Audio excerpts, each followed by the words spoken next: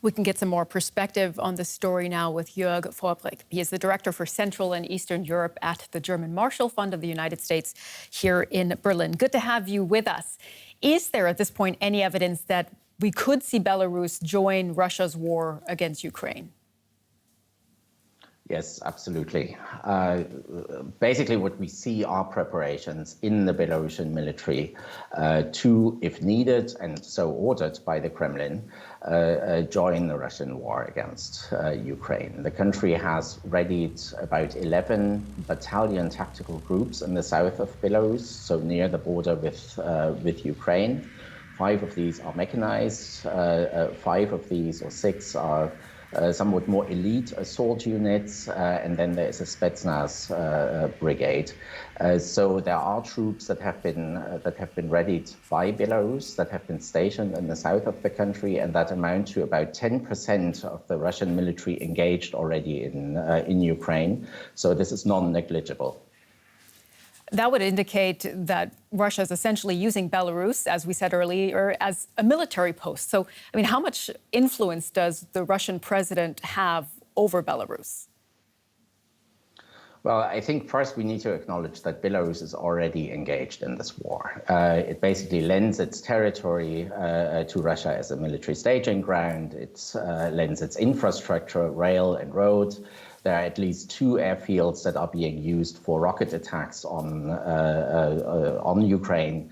There are the hospitals that are basically full with Russian casualties. So Belarus is already fully engaged here. But of course, it is a step away still from a direct engagement militarily and invading the neighboring country. And this is really something that's not in the hands of the Lukashenko regime anymore. Lukashenko is basically a vassal to Putin. He's, for the last 2 years at least, he is politically fully dependent on Moscow, because otherwise he couldn't have restabilized his power after the protests that we saw in 2020. He is economically dependent on Russia, on energy, on finances. He's also in the same boat with Russia when it comes to Western sanctions and the political isolation. So there is very little agency that Lukashenko has left. He's basically occupied his own country politically. He's an illegitimate ruler, and he allowed Russia to also basically militarily occupy his country. So there's very little he can do if Russia orders him to join the invasion of Ukraine. And just one last question. If they do take that next step of direct engagement, as you said, what direction would the war then go? What impact could that have? Well, I think the assessment of the Belarusian military is that it is not particularly motivated, it's not particularly operational, so this will not be a boost to Russia's war in Ukraine.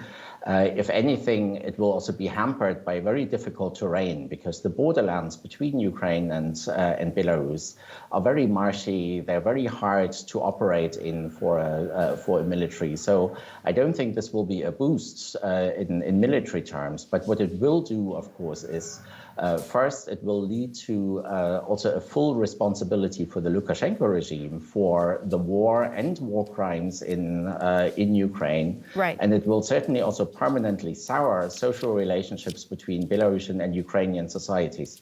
Okay. Joerg Forbrig, Director for Central and Eastern Europe at the German Marshall Fund. Thanks so much for sharing your analysis with us today. Thank you.